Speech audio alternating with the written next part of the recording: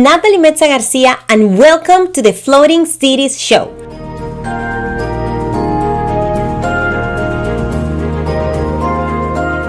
Here, you'll learn about the latest floating projects, developments, houses, buildings, neighborhoods, floating city plans, and the regulations, zones, and jurisdictions that enable them all across the world.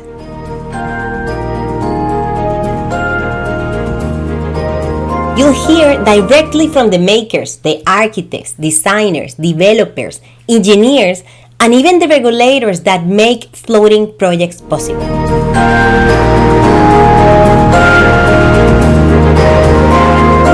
Come join me while together with Sophia, we help you navigate the complexity of these new waters. Hello everyone, I'm here with Hilary Sample from MOS Architecture. How are you, Hilary? Hi, I'm well. How are you? I'm very good. Thank you for joining me. Thanks for having me. Yeah, as we talk, there's really interesting cactuses and flowers popping up on your website. That is very interesting. That's our screensaver that we've done a lot of drawings that include plants, among other things that show up. You have the most unique website that I've seen in an architecture firm. Oh, thank you so much. Yeah, we spend time thinking about how the interface of our work and the internet come together as an experience, not just a place for information alone. So we're always trying to reimagine what that interface is like as an introduction to our work, I guess. Oh, so what do you say MOS brings to the architecture world or work that other firms don't? Well, I think that's always a hard question to have to talk about yourself and your work. But for us, we've built we're a small practice. We're based in New York City. And we're really looking at a kind of range of types, a lot of small scale work, and from houses to artist studios and kind of residencies. We're doing things that are off the grid, things that float, and working a lot with housing and educational projects. A lot of the way we think about architecture is how to make it really accessible to many people, and try not to produce something that's so exclusive, and as a way of kind of approaching the built environment. That's what we're really interested in, and we're known for our books and drawings too, that are sort of done in parallel to the buildings. Okay, and one of these floating, and I don't know if self-sufficient, although it looks self-sufficient, one of these floating projects is the one that brings you to this show and this episode in particular, and it's a floating house in Canada. Can you tell us a bit of an introduction of the house and talk a bit about the location, because it's very the place where it's placed? It looks like it had been dropped there like a water lily in the middle of a river. So I'm interested. Yeah, thank you. Yeah, so the floating house is a project that we finished around 2008, 2009. And at the time we were living in Toronto, in Canada, and were invited to, take a drive north to this area called Muskoka, and visit with who became our clients then, a family, a kind of young family at the time, looking to redevelop an island that they bought. And the whole area and region is, sort of part of the Canadian Shield, and it also sits at the edge of the Great Lakes, this particular island, and it's small. It's a small granite island, about 3 acres, and has a really interesting shape to it. It's more in the shape of a horseshoe than a kind of what you might think of as a typical island. So it has water on the interior. So that was a really interesting discovery when we arrived to the site. And there was already an existing house, boathouse on the site, but the cribbage, the structure was really failing. So it was leaning And even though we walked through it to get to the island, it really was unsafe. So they asked us to design a new boathouse for them, not just a boathouse, but also that it could be a place that they could have guests stay, and having a kind of large family, and also with a lot of friends in the area to be able to stay. So that was exciting for us to think about, not only housing as some kind of form of housing, but now combining it with supporting a kind of boat and other sort of program, and then be on the water. So what design considerations did you have to take into account to replace the old boathouse? Yeah, pretty much everything, which was interesting, even though it seems it's just maybe replacing what's there. In fact, we had to really reimagine everything. Fortunately, the site was grandfathered in, so we were permitted to take the structure down and build a new structure. But with that, and couldn't exceed the square footage of what had been there. I think that's right. And so effectively, it's a 2-story structure, which is what had been there before. The lower level, the water level, is really for parking the boat, and there's a small sauna space and storage for things like kayaks and canoes and kind of sporting activities on the water, in addition to the boat itself, and a small kind of more just storage for cleaning supplies, etc. And then the upper level is really a kind of guest space, so a bedroom, living space, a small sort of galley kitchen, and like a small kind of workspace, let's say. And both of the sort of ends of the buildings are open with a lot of glass, so you have a view of the water, and then also of the kind of inner part of the island. So we had to, really reimagine, the structure. The structure wound up being steel pontoons that were fabricated relatively locally. In fact, the whole thing, the whole project was sourced locally. So we were within, I think it was a kind of 300-mile radius for the project. So that was really something we were able to think a lot about. The project started construction in the winter. So it was actually a lot of it was built on the ice at the time. I think it's probably changed a little bit now, but the site was really only accessible from May to October. And so that was a kind of convenience for the client to be able to save time in the schedule to start in the winter time. And so we were doing that, but we worked on the drawings for the steel pontoons and made those in a kind of software that was able to be used by the fabricator. And so there was a very direct relationship in making at least part of the structure. Was a little more complicated when it came time to actually building the structure.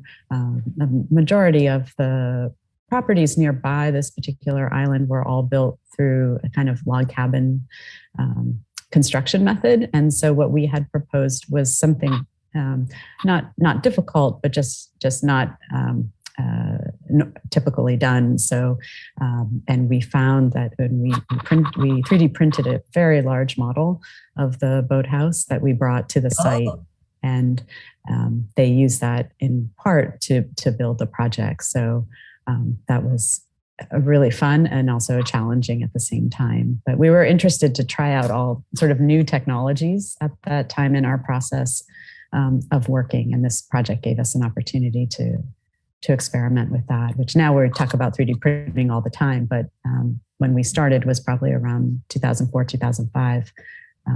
It was not as accessible. Yeah, no, not at all. Yeah. No, it wasn't so commonplace. That's so what right. size was the model that you built, and how? Yeah. In parts, I assume? It was built in 2 parts, so we could open it, and somewhere there, I think, some really nice photographs of the model that show the interior. So we were able to show the exterior and the interior at the same time. It was big. It was about 4 feet by 2 feet, 2 feet wide, something along this line.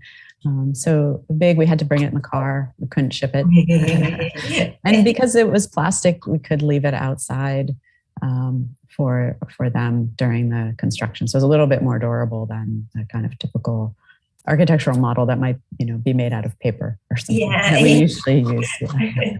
And where is that model now? It's been lost. I'm not sure what happened to it. That is big. It might have floated away. I don't know. I don't know. It might be inhabited today by some, how do you call them? The animals, beavers. Beavers, yes. I'm not sure. But it was really useful because these were not typical technologies that were used at the time. I mean, boathouses and the kind of off-the-shelf boathouses that are one story do use pontoons, so it's not exceptional in that. But in this case, it was a two-story structure, so we had to think a little more carefully about framing. We worked with Blackwell Engineering out of Toronto that helped work on the structure of it, and to because obviously there's a lot of wind in this particular location. We're right at the edge of the Great Lakes, and when you look across the landscape, which is largely granite and pine trees, they're all sort of leaning. So because of the force of the wind and the really intense winters and freezing and thawing are conditions we had to be able to design to meet those requirements. Okay, so I might be overreading, but is that the reason why in the wood sometimes you decided to leave spaces in between? Well, so that wind just... Yeah, that's part of it. It's really thinking about it as a system for having air circulate through and a kind of thermal relief from the interior as well. The project is not heated or cooled, so parts of it are really off the grid. And there is electricity which comes from the kind of main house, and we had to have installed what's called a bubbler, so that the water circulates around the structure, so it doesn't freeze so greatly. So there's still a little bit of movement for the house. Okay, and if not, I guess because it's open, you cannot just leave the sauna open. Yeah. And let it flow. And I'm very interested on the stairs. The stairs, well, the wood on the stairs has some circles. Yes. Yeah. So the wood altogether is red Western cedar, and it was left unfinished. So it will turn and age kind of silvery gray. We really like that idea that up against the landscape of the granite, it would start to perhaps blend in a little bit more to the landscape itself, and that it's also low maintenance, so that doesn't require upkeep for the owners, which is, I think, something really important. The stairs were really fun. We fabricated those ourselves again at the time, and in a lot of our work, we really understand how things go together, and the process of putting things together is really important to us, that it's even things we can assemble ourselves.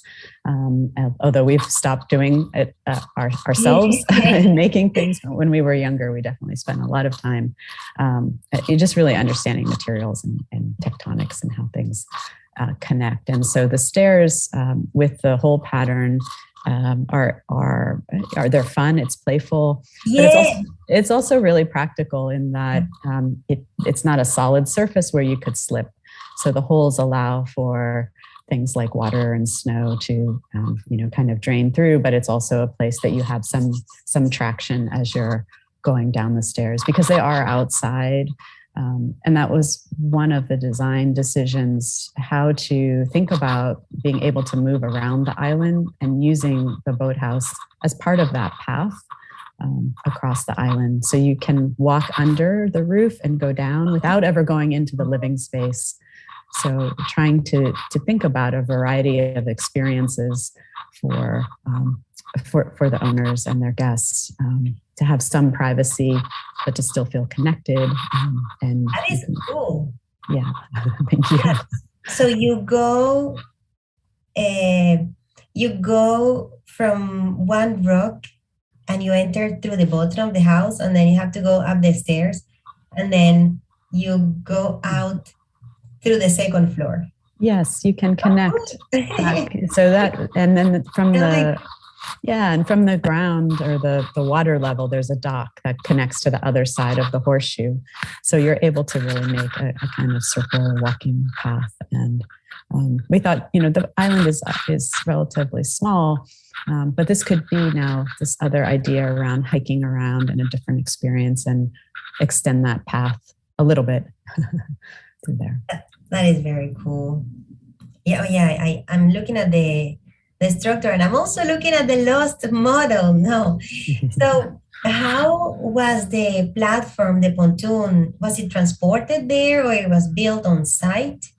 How was the process of assembling? Yeah, so it was built in a kind of factory and then barged out and located on the lake. And as it froze, then they continued to build the structure and framing in the site itself. And so it's a sort of phased process, but that's generally how everything worked. And how is the house kept in place? There's a sort of anchor connection piece back into the granite, which is a kind of typical connection. Well, you mentioned the word playful. And again, I have to talk about your website. When I went to the website, that was the idea. That was what I was feeling. It's like if it was made with a very playful approach, playful methodology. And the fact that you said that it was 2004 and you 3D printed and you used to do all the things yourself, including the stairs in this house, it does give me the impression of I'm reading, but you like to play with the design and see yourself integrated in it. Can you talk to us a bit about that approach to the design process, which I've seen in software, but I haven't seen it until now in architecture? Where does it come from? Yeah, I think, my partner, Michael, and I, we've had the office for, 15 years or more, and have been practicing architecture longer than that. But, we're really interested in, just how to make really thoughtful, beautiful work, and that is considered of all of the parts and pieces that it uses. And so in that way, architecture has a little bit of a broader reach. So hence maybe the flowers on the website. But we're always thinking about the broader environment or context in building architecture and thinking seriously about how things go together. And that the architecture in a way becomes a background for life, for sure. And that we are, I think we try to challenge architecture, but we also at the same time try to make it accessible. And I mean that in a way that is also about an owner who would really understand what they're living in and the materials and that they're part of that process in making a building, that it breaks down the mystery of it as much as possible. And I think, generally I would say now we're in this moment where society is for sure more interested in these ideas as well and the concepts around that, and, really understanding what you're building, how you build it, where everything comes from. So it's exciting. We feel like things have come closer to what we've been working on for a while. We did a house that's completely off the grid in New Mexico, so a completely different space. And that project is interesting because although it's not on water, it doesn't float, it didn't have a site for a long time. And so we had to design it as though once we found the site, once the client found the site, the house could really sort of land, like you were saying, things sort of landed or seemed to look that way. And so that's very interesting because the foundations are always a real challenge for architects, in part because you're relying on, civil engineering and soil samples and tests and so on. So, really trying to understand how to put something in its location.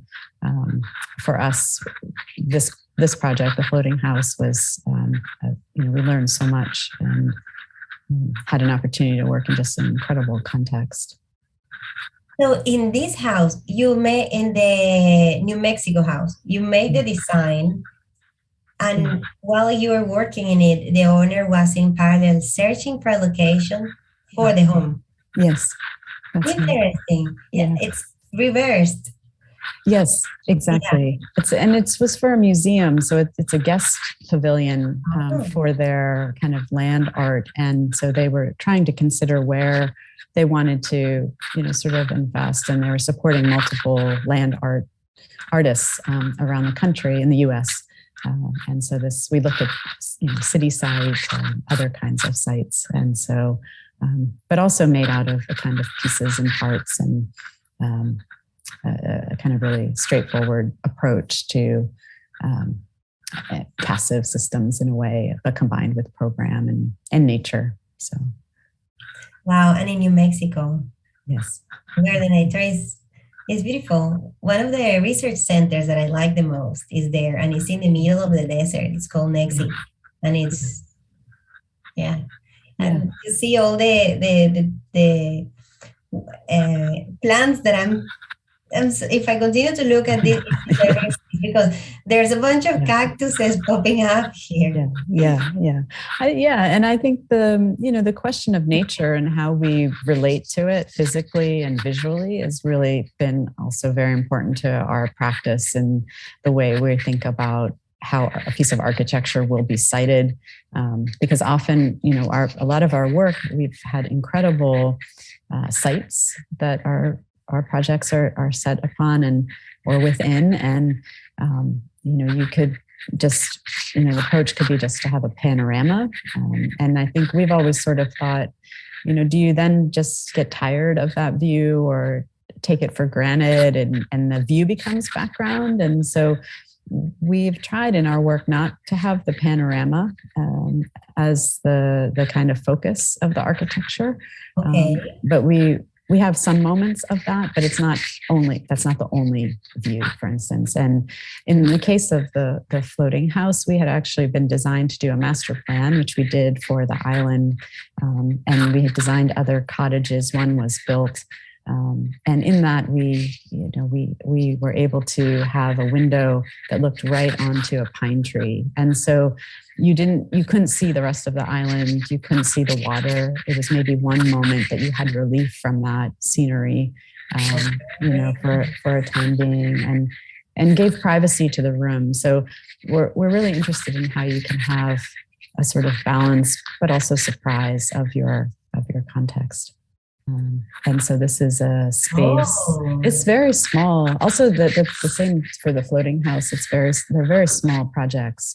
That's also something we're sort of known for, the small scale. So the element house is about 1,500 square feet. Maybe it's 1,200 square feet, and the floating house is about 1,500. But of that is only about 700 is occupiable or enclosed space for living. So that's something we've been working on for a while. It's just really like, what is the kind of limits that feel comfortable for living, and then how much of that can be turned into exterior space. So we have in the element house, we have these kind of porches that are part of it, and we play a lot also with the kind of legacy of the American house and the type,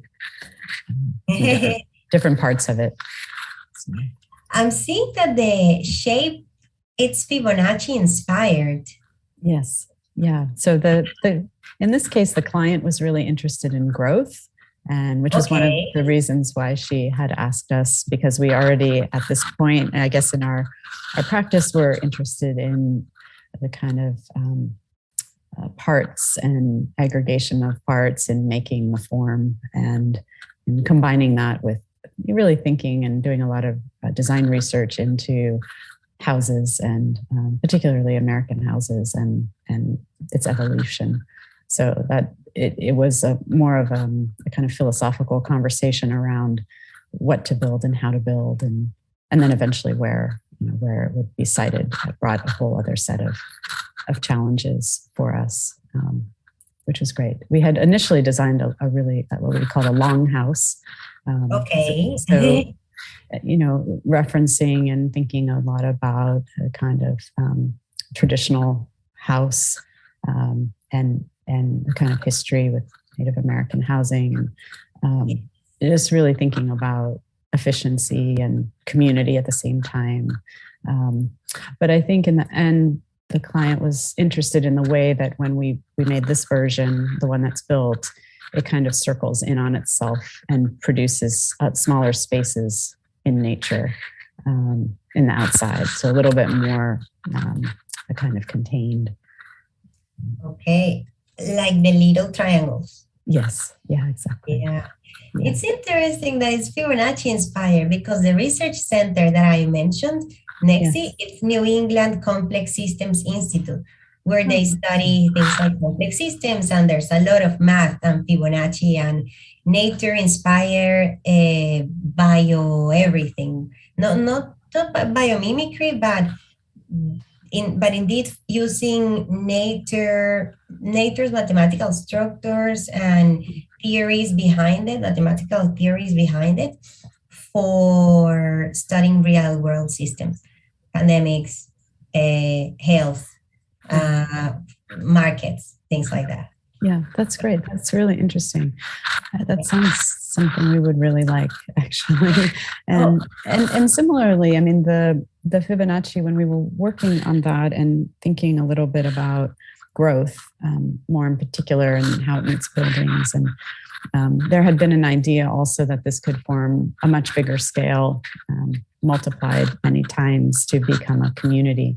So we had done a sort of series of that. And, it's interesting because similarly with the floating house, we have been approached a fair amount of times over the years about doing larger scale community housing, floating structures. And we worked with a client for a while on doing that and making something that is somewhere between the floating house and element house as a school and kind of artist residency. So it's something we're always thinking about and working on and interested in doing some more with it. And where do you see the work of MOS going in terms of floating architecture? Is it a field in which you think you're going to continue working on, or you'll see? You're open? Yeah, we're definitely open. I think we have, a project now that's been around for 10, almost 15 years, I guess. And, I think it's been a really successful project on many levels. And it's something we would be happy to work on others. I don't think another one would look just like that. We would want to try something slightly different, but, it's a project we're really proud of. It's cool. I understand why you're proud of it. Yeah. Can't wait to see it age. And I would normally not say that about everything, but sure. I can't wait to see it age. Yeah, same. Yeah, me too. Okay, well, Hilary, thank you so much for talking to me today. Well, thanks for having me, Nathalie. It's really nice. It's a great idea for a podcast. No, I'm glad. No, it's the only people who make it great is guests like you. So everyone, if you want to see the work of MOS Architecture, and if you want to understand what are these cactuses and plants that I've been distracted to throughout our conversation, visit their website, which I'm going to put here. So thank you, Hilary. Thanks, Nathalie. Okay.